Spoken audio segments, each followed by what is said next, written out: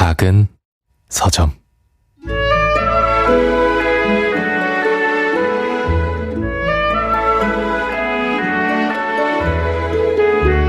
제일 먼저 도착한 사람은 문서연이었다.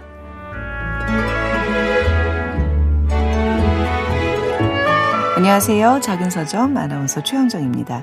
천운영의 소설 금연 캠프 첫 문장으로 오늘 문 열었습니다. 담배를 끊지 못하는 8명의 여성들이 자발적으로 금연 캠프에 들어오면서 벌어지는 이야기인데요. 작가의 맛깔난 문장이 돋보이는 작품입니다. 자, 책에 대한 내용 장유진의 책갈피에서 살펴보고요. 이어서 작은 서점 크루들의 특별한 큐레이션, 오늘 이 책도 만나보겠습니다.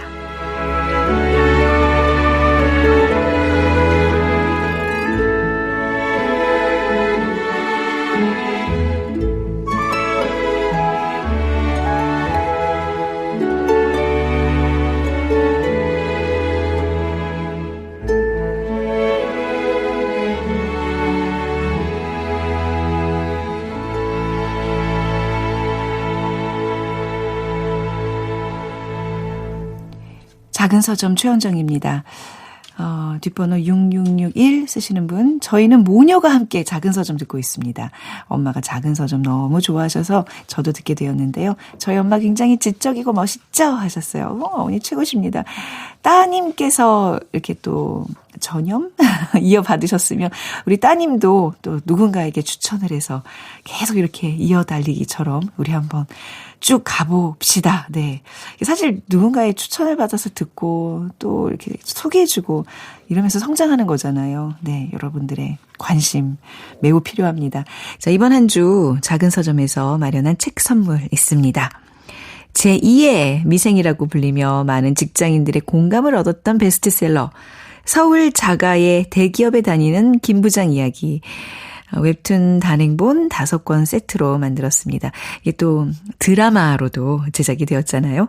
자, 서울 자가의 대기업에 다니는 김 부장 이야기 책 받고 싶은 분들은 이번 주 금요일까지 작은 서점 인스타그램을 통해서 신청해 주시기 바랍니다. 추첨을 통해서 배송을 해드리겠습니다. 인스타그램에서 작은 서점 검색하시면 들어오실 수 있습니다.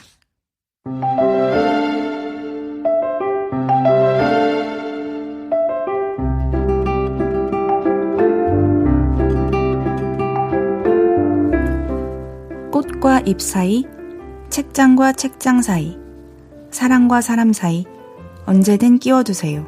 장유진의 책갈피.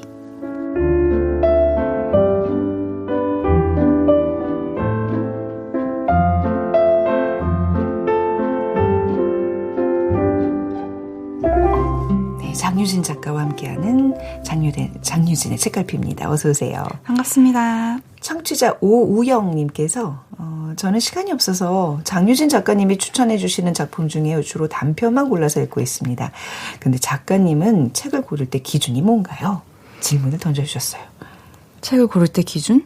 일단은 제가 좋아하던, 제가 재밌게 읽었던, 책을 썼던 작가가 신간을 내면 그걸 이제 가장 먼저 볼게 되지 않을까요? 작가 보통은? 위주로 그러면 고르신다는 얘기네요. 그렇죠. 네, 이번에 또 이 작가가 어떤 작품을 냈지 하는 맞아요. 취지로. 그래서 만약에 진짜 책을 너무 안 읽었는데 이제 내 취향을 좀 찾고 싶다. 그러면은 저는 수상작품집이나 맞아요. 엔솔로지 같은 거 추천드려요. 그러면은 말씀하신 것처럼 단편, 여러 작가들의 단편을 하나의 주제로 엮거나 아니면은 그 해에 되게 우수한 단편들을 모아서 후보작들 같이 이제 이런 식으로 나오는 책들을 보면 최소 한 7, 8작가의 단편을 읽을 수가 있거든요. 그렇죠. 그럼 거기에 내 취향이 적어도 한두 개는 있을 겁니다. 그래서 이 작가님 좋은데 그럼 그 작가님의 전작 들도 보고 그 작가님이 좋아한다는 다른 작가님들 책도 보고 제가 그런 식으로 넓혀 나갔거든요. 그러니까 연결해서 네. 우리 작은 서점이 연결 믿음의 벨트 믿음의 벨트가 펼쳐지듯이요. 저 그래서 학교 다닐 때 왜 그 아마 90년대 학번은 그 경험들 다 있으실 거예요. 이상 문학상 수상집.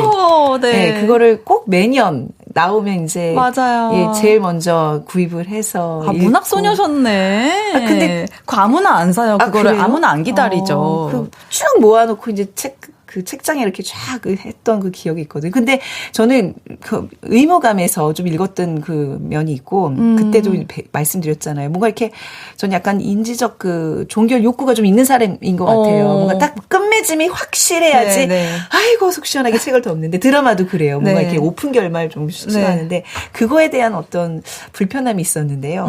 그 장준 작가님이 고쳐주셨어요. 단편은 그렇게 읽어야 된다. 그쵸, 거기에 맞아요. 너무 집착하지 말라는 얘기. 약간 치료해주신 그런 개념? 특히나 이상문학상을 매년 모아보셨다면 그 인지적 종결 욕구가 정말로 해소되지 않았을 것 같아요. 거의 다 그렇잖아요, 단편들은. 네. 맞아요. 그래서 아무튼 단편, 그러니까 정말 시간 없을 때 여러 단편들을 이렇게 읽어서 이렇게 나의 그 리스트를 이렇게 쌓아가는 것도 굉장히 중요한 것 같아요. 한 편 뭐 하다 포기하면 지치잖아요. 맞아요. 네. 그리고 또 그런 거 있어요. 수상작품집은 좋은 게 아직 그 단행본으로 발간되지 않은 소설을 내가 먼저 읽은 거잖아요. 네.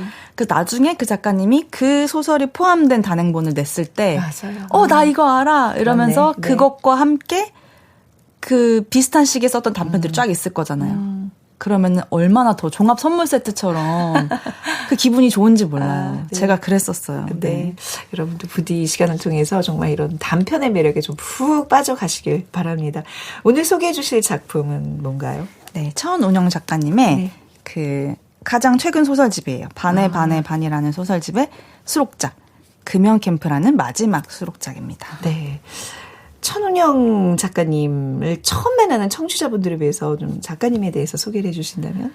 천운영 작가님은 2000년 그 땡 2000 땡 그때 이제 작품 활동을 시작하셨고 그 바늘이라는 작품이 등장 작품이실 거예요. 그래서 첫 번째 소설집도 바늘이고 그 이후로도 굉장히 많은 뭐 소설집, 장편, 에세이 많이 내셨어요. 뭐 그녀의 눈물 사용법, 엄마도 아시다시피. 그리고 이 반에 반에 반은 10년 만에 펴낸 소설집이고, 네. 그리고 또 장편 소설도 잘 가라 서커스, 뭐 생강, 그리고 산문집도 2권 쓰셨는데 그 중에 돈키호테 식탁이라는 산문집이 있거든요. 이거 좀 궁금하지 않으세요? 돈키호테의 식탁. 왜 식탁일까? 네. 되게 독특한 이력이 있으세요. 아, 그래요? 네. 실제로 돈키호테의 식탁이라는 스페인 레스토랑을 운영을 하셨어요. 스페인 레스토랑을 네, 그래서 운영하셨어요? 돈키호테 식당. 그래서 누군가에게 음식을 해서 먹이는 거랑 네. 소설이라는 이야기를 빚어가지고 읽히는 게 비슷하다라고 생각을 하셨다고 하더라고요. 최민석 작가님이 그 마드리드의 그 프로그램으로 다녀오셨잖아요. 네네. 그래서 아마 그런 프로그램으로 레지던스 프로그램이라고 하죠. 그래서 그 똑같이 마드리드는 아닌데 네. 말라가인가 거기에 계셨다고 네. 들었어요. 그래서 누구는 그래서 그 다녀오고 나서 산문집을 내고 누구는 식당을 내고 뭐 이렇게 사람의 운명이 바뀌는군요. 좋은 프로그램이에요. 네. 우리 작가님도 좀 한번 저요? 저는 작가들만 갈 수 있는 거잖아요. 그래서 신청을 해서 대학 가는데 네. 그래서 원래 그 말라가에서 스페인어를 배우고 싶으셔서 그 동네 아주머님들하고 요리를 네. 하기 시작하시다가 이제 스페인 요리에 관심을 가지게 되셨다고요. 지금도 운영을 하고 계세요? 아니요, 지금은 아닌 걸로 접으셨고? 알아요. 네. 다시 이제 소설을 네. 펜을 들으신 거군요. 네. 근데 이분 그 스토리 이 전개가 너무 재밌는 것 같아요. 그렇죠? 너무 재밌죠. 네. 이 선웅영 작가님은 그 어떤 한국 문학의 그 리얼리즘계에 정말 빼놓을 수 없는 작가님이시고 여성의 삶 맞아요. 그리고 여성의 몸, 그 여성의 기억, 네. 여성의 정체성 이런 것들을 정말 너무나 생생한 그 문체로 작품 활동을 해오시고 있고 사실 저는 이 반에 반에 반 이 책의 뒤에 우리 한번 했었잖아요. 윤성희 소설가. 윤성희 소설가님이 추천사처럼 네. 이제 써주셨는데 사실 잘 쓰는 작가들은 추천사도 잘 써요. 뭐라고 쓰셨죠? 너무나 이렇게까지 이 천운영 작가님의 작품 세계를 잘 표현할 수 있을까? 천운영의 소설은 눈으로 읽으면서 동시에 귀로 듣는 소설이다. 하지만 이 소설의 말맛을 느끼려면 말맛. 읽는 것도 듣는 것도 잠시 내려놓아야 한다. 그저 마음을 열고 불어오는 바람과 흘러가는 구름을 느끼며 풍경 속에 자신을 가만히 가둬두어야 한다. 그리고 마지막으로 눈으로 읽고 귀로 듣고 입으로 맛보다. 그러다가 마침내 온 몸으로 통과하는 소설이다. 오.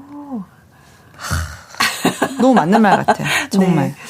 아니 저는 이제 그 금연 캠프 읽으면서 그 앞에 또 다른 작품도 하나 이렇게 읽었는데 이게 조금 급하게 읽느라고 빨리 읽을 필요가 있어서 책이 아니라 이북을 이제 구매해서 저 어떻게 읽었는지 알아세요 이 소설을? 그 어떻게 어떤 방식으로 누구와 뭐 어느 장소에 읽는지도 굉장히 또 기억에 남잖아요. 근데 네. 너무 최근에 눈이 아파가지고 화면에 스마트 뷰를 띄워가지고 네.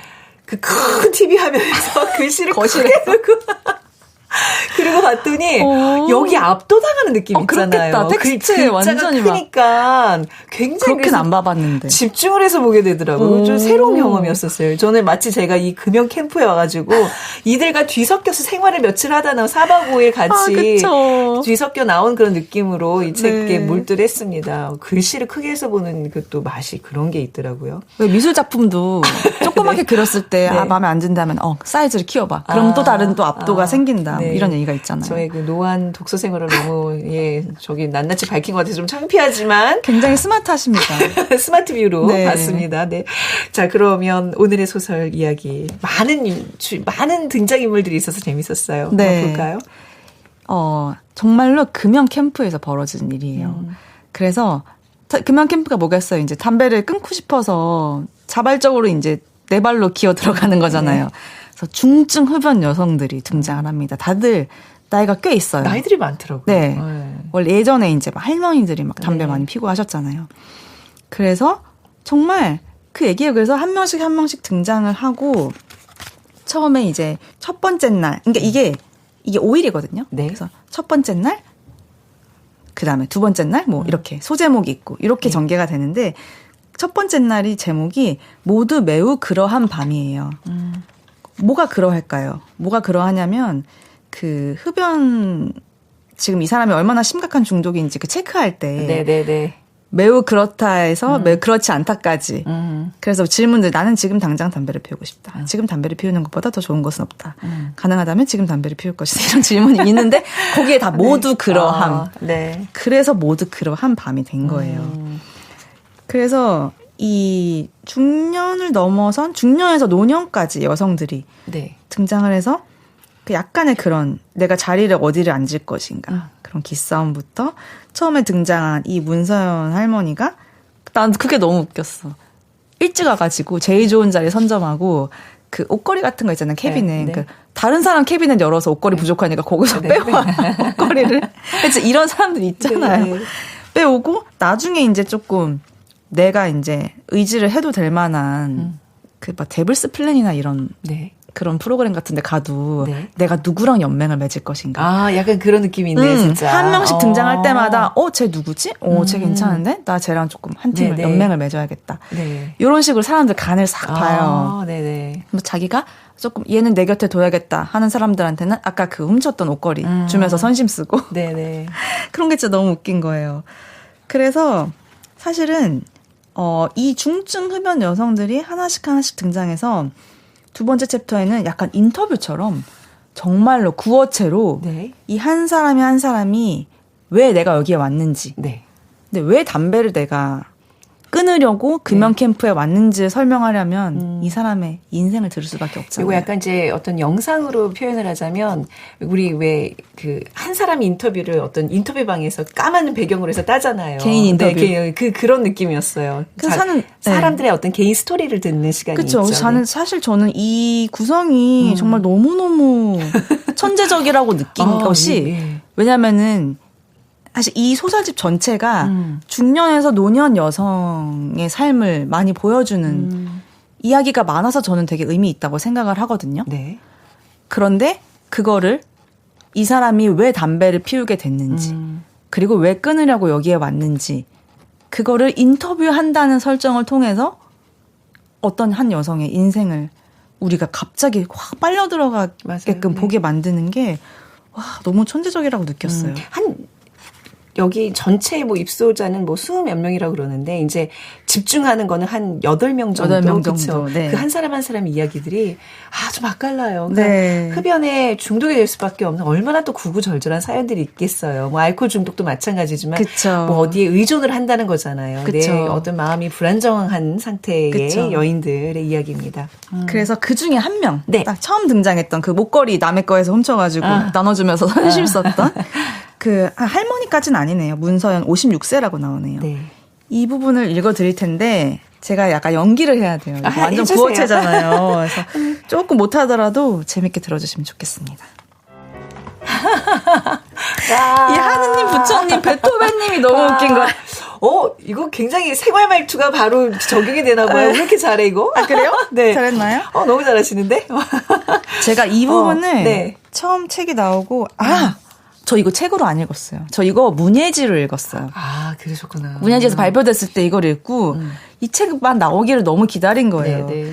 아무튼 문예지에서 이거 처음 읽었을 때, 이 부분 있죠. 인터뷰, 첫 번째 인터뷰 부분 읽었을 때, 그런 거 있잖아요. 그 쇼미더머니 혹시 보셨나요? 아니요. 쇼미더머니 보시면 네. 참가자가 막 랩을 너무 잘하면 심사위원이 벌떡 일어나서 신발을 벗어서 던져요. 그게 이제 리스펙의 표현이거든요. 네, 너 이거 네. 무대 찢었다.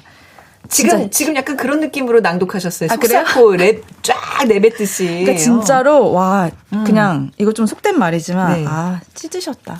손희원 작가님. 그러면서 정말 신발을 던지고 싶은 마음으로 이 부분을 읽을 때부터 나는 이 소설을 좋아할 수밖에 없겠구나 라는 걸 깨달았죠. 아까 그 이제 천은영 작가의 어떤 그 문체를 리얼리즘이라고 하셨는데 저는 이런 부분 너무 좋았어요. 그 이제 어떤 여자가 막 자기 뭐 스트레스 받으면 뭐 자꾸 물어뜯고 뭐 이런다 얘기를 하면서 뭐 옆에서 뭐 물어뜯어 그냥 남편을 물어뜯어 뭐 이제 나도 거기 밑줄 쳐놨어. 그래요? 네. 그러더니 이제 여기서부터 오명자는 혀를 쯧쯧하고는 리모컨을 가지고 침대로 돌아앉았다. 채널을 찾아 고정하고 볼륨을 높였다. 일단은 아현동 마님 끝나면 용왕님 보호하사 그 다음은 강남 스캔들.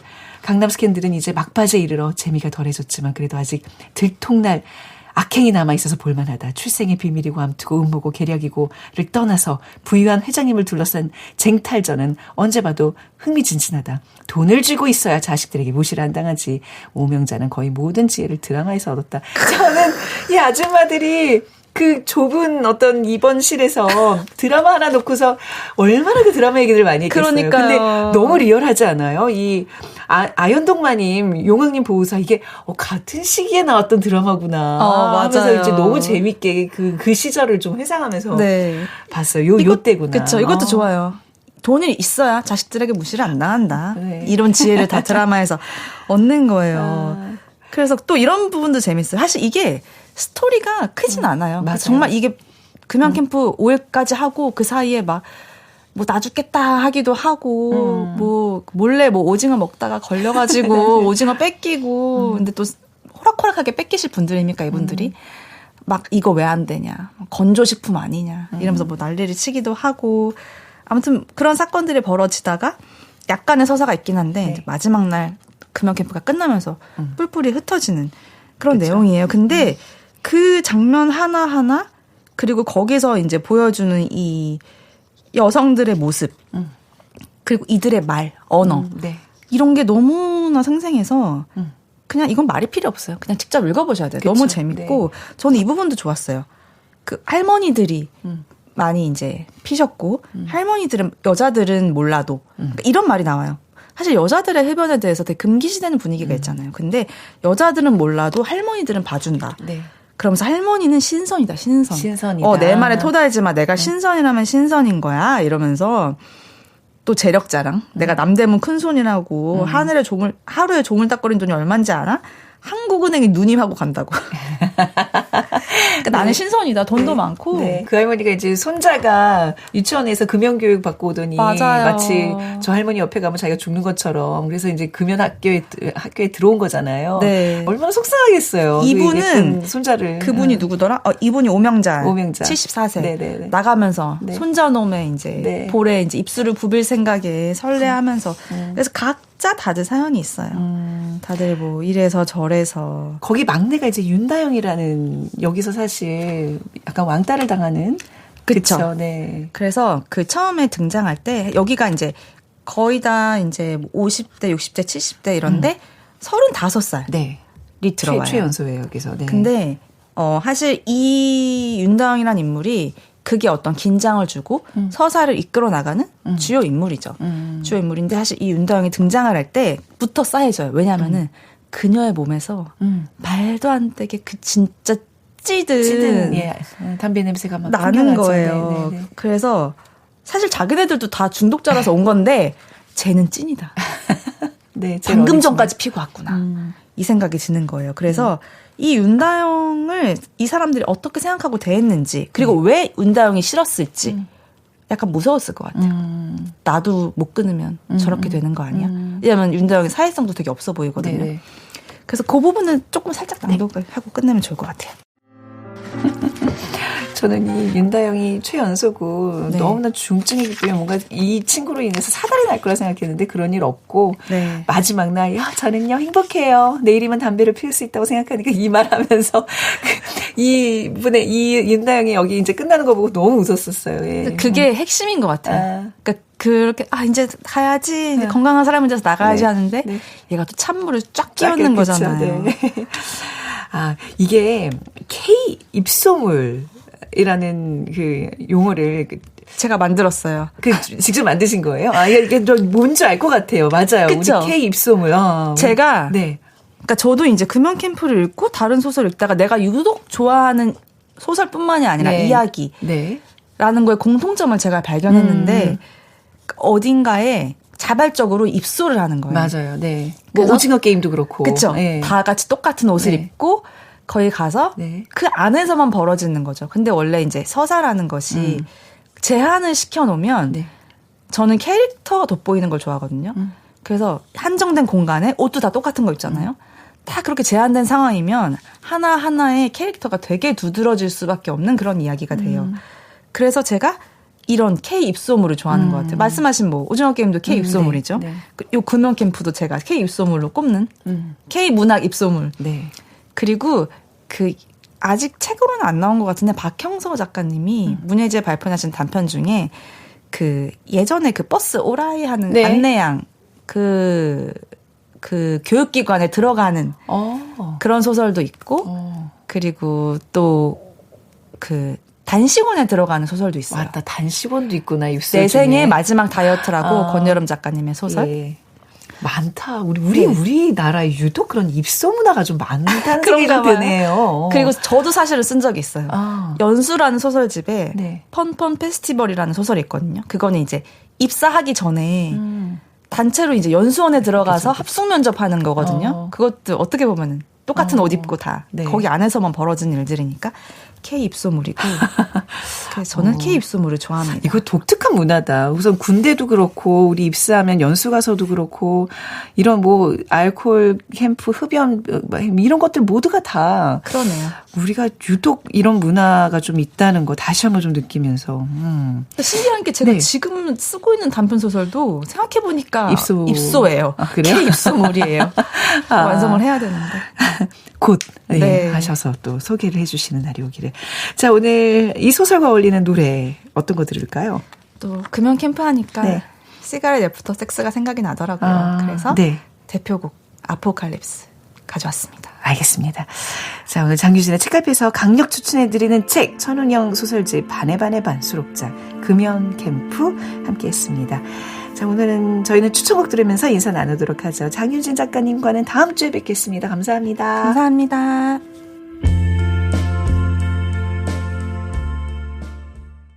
작은 서점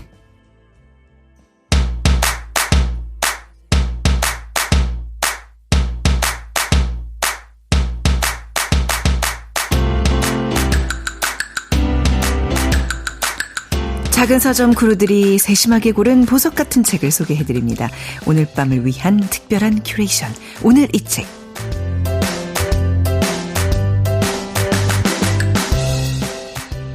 네, 알라딘 김경영 MD님과 함께하겠습니다. 안녕하세요. 안녕하세요. 알라딘 입문과학 MD 김경영입니다. 네, 오늘 어떤 책을 가져오셨어요? 네, 오늘은 듣지 않는 자들의 공화국 가져왔습니다. 네. 이 책 표지부터 범상치가 않죠. 네. 네, 사철 누드 제본에 제목이 표지 뒷면에 적혀 있고 파형도 크고요. 또 두께는 얇아서 저는 약간 앞보집 같다는 생각도 들었는데요. 네. 어쨌든 매우 예쁩니다. 이 책은 일리아 카민스키라는 시인의 시집입니다. 이게 저 아까 전에 들어오셨을 때 왜 책을 안 두고 노트만 한 권 끼고 오셨나 했는데 그래서 바로 손을 이렇게 뻗어서 만져봤잖아요. 이게 시집이라니. 지금 아까 악보라 그러셨는데 저는 약간 고서 있잖아요. 네. 최근에 그 유행했던 포크네 셰프 나오는 그 망운록 같은 그 앞에다 그런 느낌 있어요. 한자로 이렇게 저희 세로로 뭐 글씨 써놓으면 완전 고서 같고 그래서 책 제목도 안 보여요. 뒤집었더니 그 뒤에 제목이 있어요. 너무나 상식을 뒤엎는 디자인이에요. 네, 특별한 디자인을. 와, 그리고 이게 이렇게 고급지게 좋은 이 어떤 종이를 이렇게 만들었는데 이게 제작비가 많이 들었을 것 같아요. 그 생각이 네. 남는 게 있을까요? 이건 여러분이 한번 책방 가서 꼭 보셔야 될 책이에요. 근데 이게 랩핑이 되어 있어서 네, 열어보지를 못해요. 사세요. 사세요 그냥. 진짜로 너무나 아름다운 책입니다. 소장 가치가 있습니다. 자, 오늘 이게 또 시집을 들고 오셨어요. 네. 어떤 시집이길래 오늘 저에게 소개를 해주시는 건가요? 이 시를 가져온 건 제가 처음인데요. 이 책은 우리가 알고 있는 일반적인 형태의 시집은 아니고요. 컨셉과 구성이 좀 독특합니다. 시집 전체가 마치 희곡처럼 이어지는 서사 시집인데요. 시가 나오기 전 제일 처음에 등장인물에 대한 설명이 있고요. 이제 시를 읽다 보면 처음에 소개되었던 등장인물들이 나오면서 이야기가 전개됩니다. 그런 형태를 서사 시집이라고 하는군요. 네네. 우리가 잘 아는 고전 서사시로는 호메로스의 일리아스, 오디세이아, 그렇죠. 그리고 단테의 신곡 이런 것들이 있죠. 네. 현대시에는 이런 서사 시집이 별로 많이 없기 때문에 읽어보시면 조금 낯설고 새롭게 느껴집니다.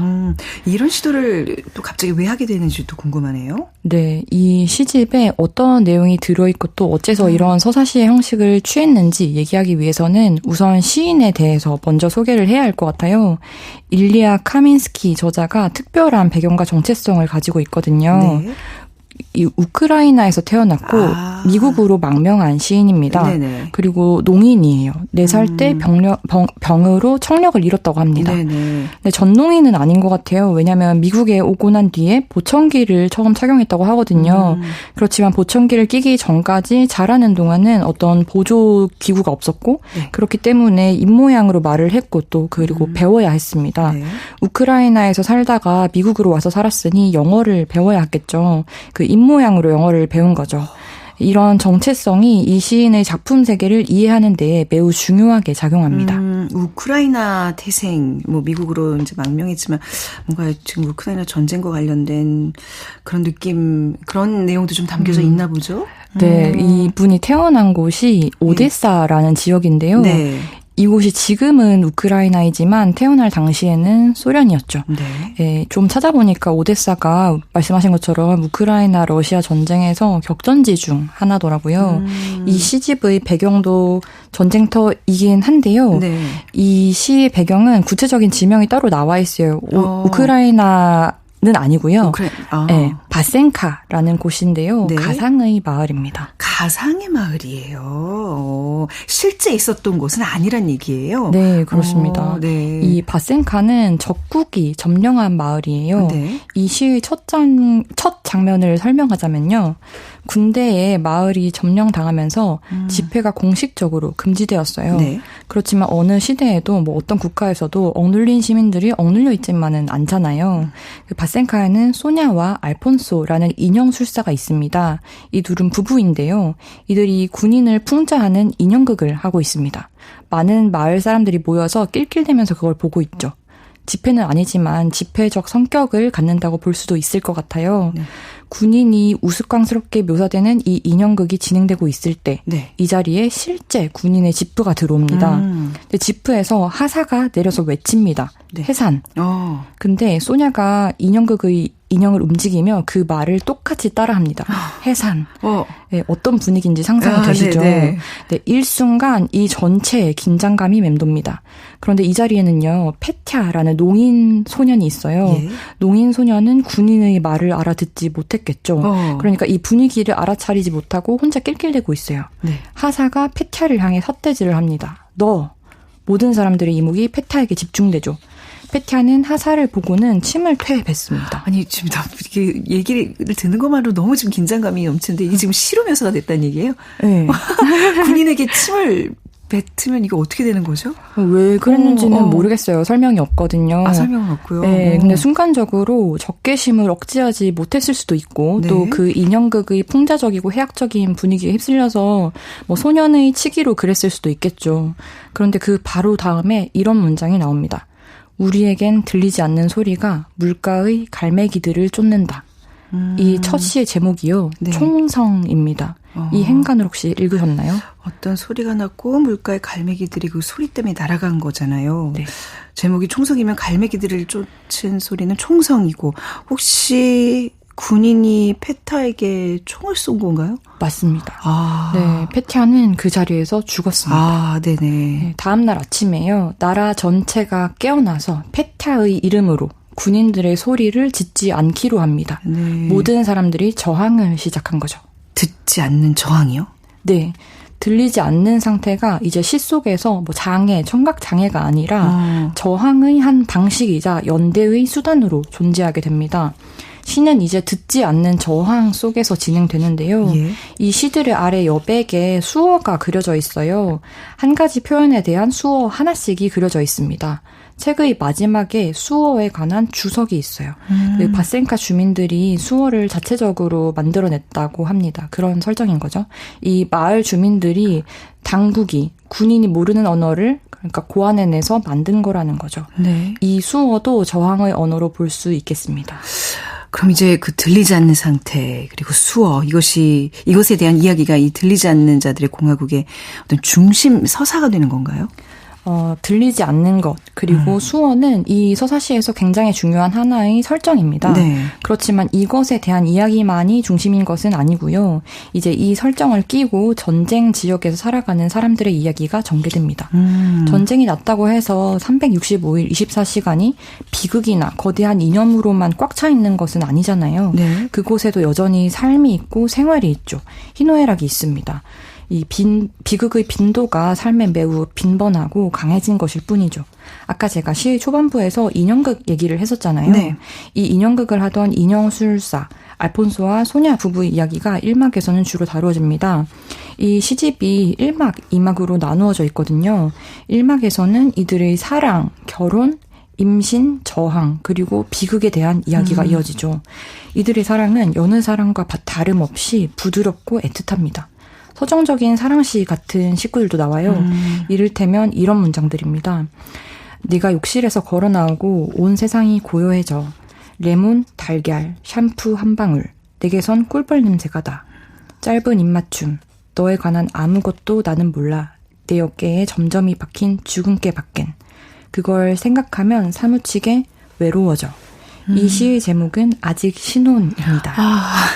굉장히 달달하네요. 근데 지금 이게 다 시로 표현된 것들이죠? 그렇죠? 네.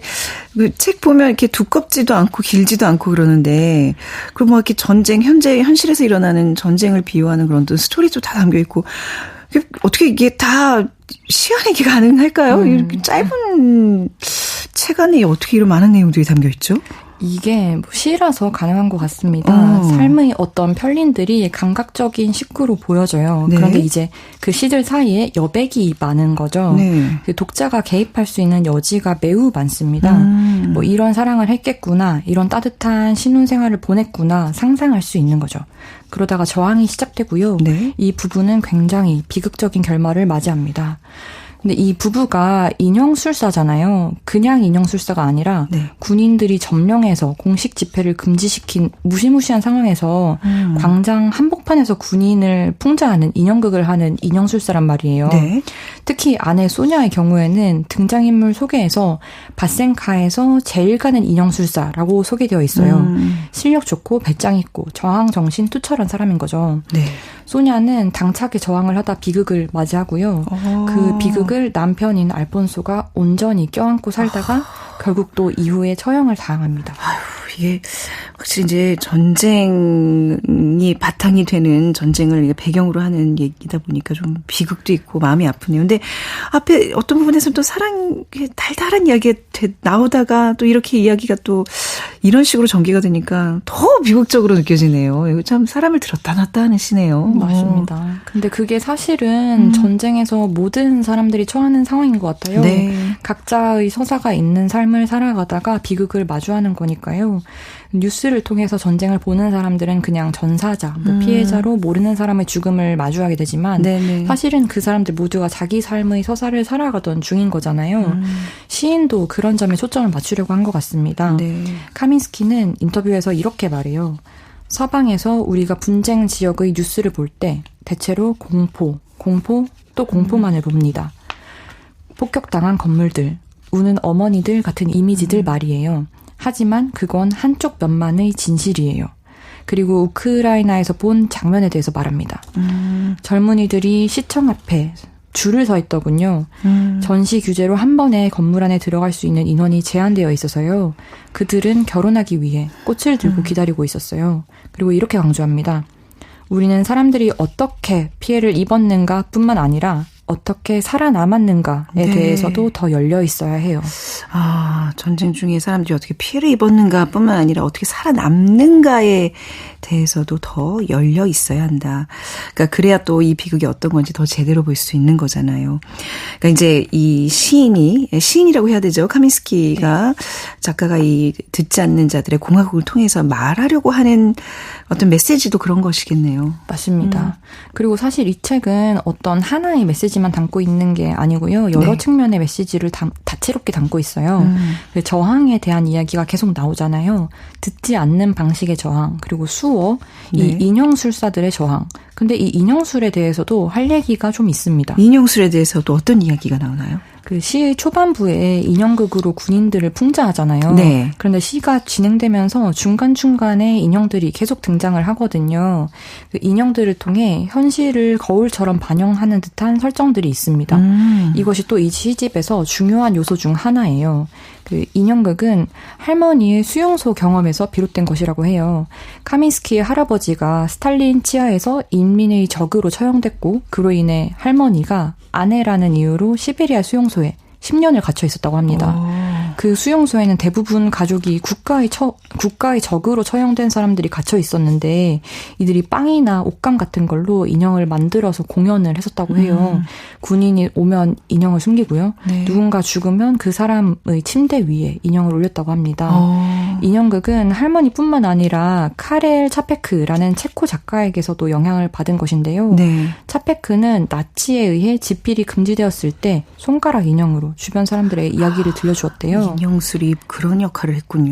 네, 카민스키가 아는 인형극들은 그렇게 다 어떤 연대나 저항의 의미를 담고 있었던 거죠. 네. 카민스키는 이렇게 말했습니다. 예술은 언제나 저항의 도구였어요. 아, 사실 정말 시집이라 그래서 조금 어찌 보면 좀 얕봤던 것 같아요. 이렇게 많은 경험들, 감정들, 그리고 대단한 서사를 함축적으로 어찌 보면 이걸 다 풀어내면 이거보다 훨씬 두꺼운 소설이 되겠죠? 맞습니다. 그런 의미인 거잖아요. 네. 진짜 시집의 내용에 관해서 많은 측면의 이야기거리가 있네요. 네, 이 시간상 사실 이 시집의 내용과 그리고 편집이나 디자인의 디테일에 대해서 다 얘기하는 것이 불가능할 것 같아요. 이게 너무 완성도가 높은 책이거든요. 네. 아쉬워서 몇 가지만 더 빠르게 읊자면 네. 처음 소개할 때 말씀드렸지만 이게 노출 4철 제본이거든요. 편집자께서 이 책의 낭독회를 하게 된다면 수어로 낭독될 자리가 있을 거라고 생각했고 네. 낭독자의 두 손이 자유로우려면 책이 스스로 펼쳐져 있어야 된다고 생각하셨대요. 맞네요. 네. 그래서 단지 멋을 위해서가 아니라 기능적 측면에서 이런 제본 방식을 선택하셨다고 하고요. 이 책의 마지막 부분에 편집자와 역자의 말이 있습니다. 네. 그 내용도 너무너무 좋으니까 책을 보시는 분들은 꼭 끝까지 다 읽어주시면 좋겠습니다. 이 노출, 이제 이 사철 제본이라는 게 진짜 책이 딱딱 펼쳐지면 이렇게 꺾이거든요. 노트처럼. 노트처럼. 네. 아니, 노트도 요즘 이렇게 안 나와요. 그렇죠. 이게 훨씬 더 비쌉니다. 네, 이게 왜 책을 읽다 보면 이렇게 막 이렇게 꾹꾹 눌러가지고 네. 이제 그 책 넘어가지 않게 맞추잖아요. 막 이렇게 압력을 가해서. 근데 이게 그럴 필요 없이 딱딱 꺾이는 맛. 이 손맛이 진짜 어마어마한 것 같아요. 어떻게 이런 책을 오늘 또 소개해 주실 생각을 하셨을까?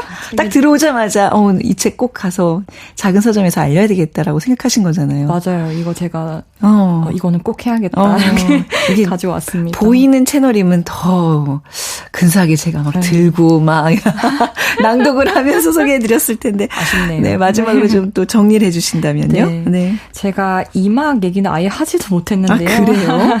1막만큼 짠한 연대와 저항의 이야기가 있으니 꼭 읽어보시기를 바라고요. 그 시라는 것이 머리를 통한 이성적, 논리적 이해를 건너뛰고 바로 심장에 달라붙어서 어떤 정서적 전달을 한다고 생각하는데요. 그래서 이 책을 읽다 보면 계속 울컥울컥하고 소름이 돋습니다.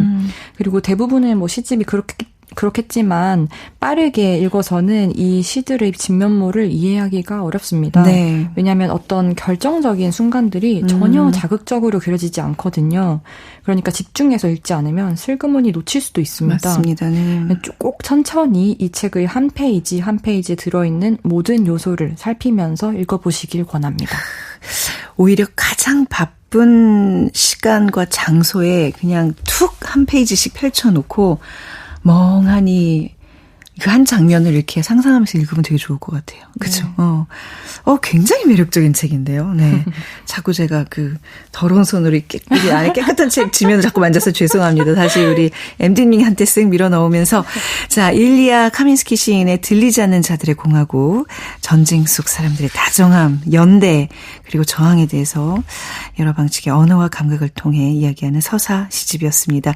자, 김경형 MD와는 여기서 인사 나누겠습니다. 감사합니다. 감사합니다.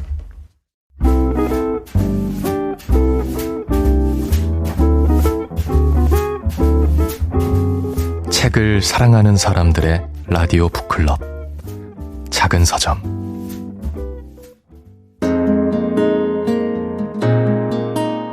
자, 이소라의 트랙 3 오늘 끝곡으로 띄워드리면서 이 시간 마무리하겠습니다. 지금까지 작은 서점 아나운서 최현정이었습니다. 고맙습니다.